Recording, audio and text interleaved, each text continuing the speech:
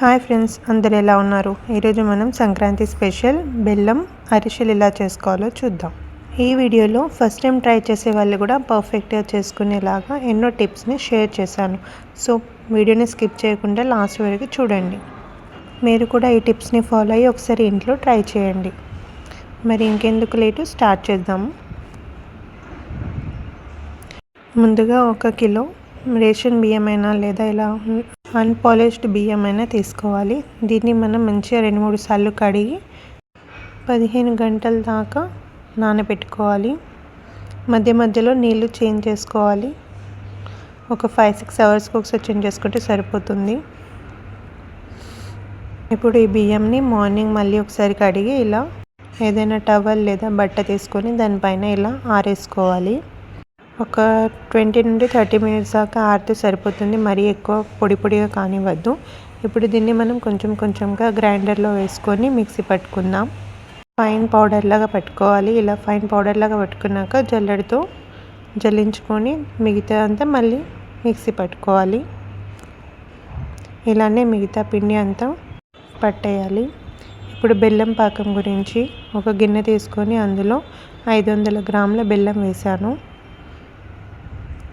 ఇందులో 2 స్పూన్ల నెయ్యి, అలాగే ఒక 2 స్పూన్ల నీళ్ళు వేసుకొని బెల్లాన్ని మంచిగా కరగనివ్వాలి. ఇలా బెల్లం అంతా కరగనివ్వాలి.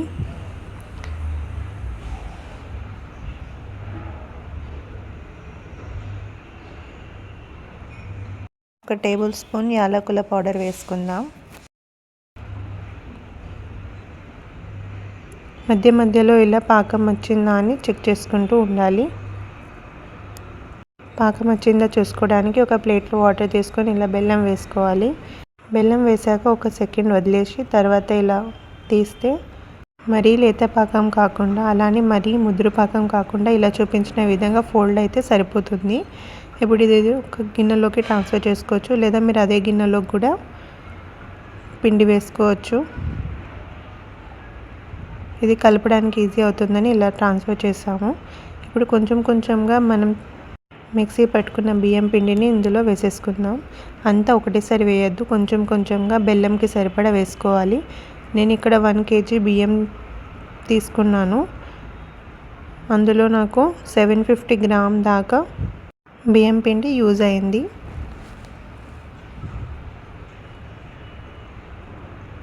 పిండి అనేది మరీ గట్టిగా కాకూడదు, అలానే మరీ పలసగా ఉండద్దు. ఇలా చూపించిన కన్సిస్టెన్సీలో అయితే సరిపోతుంది.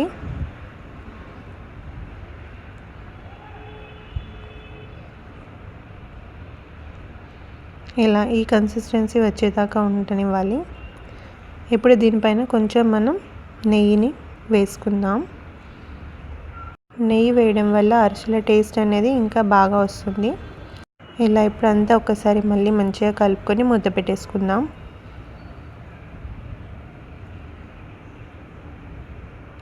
ఇలా లాస్ట్కి నెయ్యి లేదా నూనె వేసుకోవడం వల్ల పిండి అనేది కూడా గట్టిగా కాకుండా ఉంటుంది.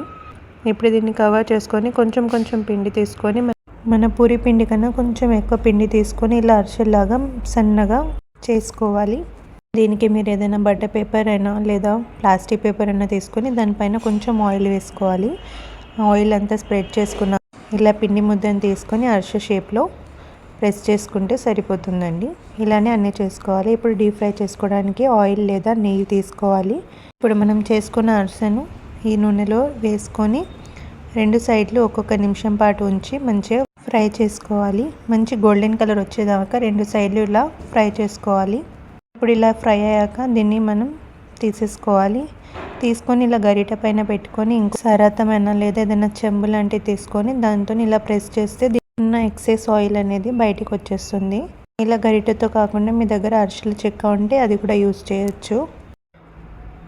ఈ విధంగానే మిగతా అరిసెలన్నీ ఒకటి తర్వాత ఒకటి మంచిగా గోల్డెన్ కలర్ వచ్చేదాకా ఫ్రై చేసుకోవాలి. అరిసెలు నూనెలో వేసాక అవే పైకి తేలేదాకా ఆ తర్వాతే దాన్ని ఇంకో సైడ్ టర్న్ చేసుకోవాలి. అరిసెలను లావుగా ఒత్తినట్టయితే అవి పొంగవండి. ఇలా సన్నగా ఒత్తితేనే అది మంచిగా పొంగి పైకి తేలుతుంది. అలాగే ఒకటేసారి మరీ ఎక్కువగా అరిసెలు వేసుకోకూడదు. మీ నూనెకి సరిపడా ఒకటి లేదా 2 వేసుకొని ఫ్రై చేసుకోవాలి. అంతే అండి, పైన క్రిస్పీగా లోపల సాఫ్ట్గా ఎంతో ఈజీ అండ్ టేస్టీగా ఈ సంక్రాంతికి ఇంట్లోనే బెల్లప్పాలను ట్రై చేయండి. ఎలా వచ్చిందో నా కమెంట్ సెక్షన్లో చెప్పండి.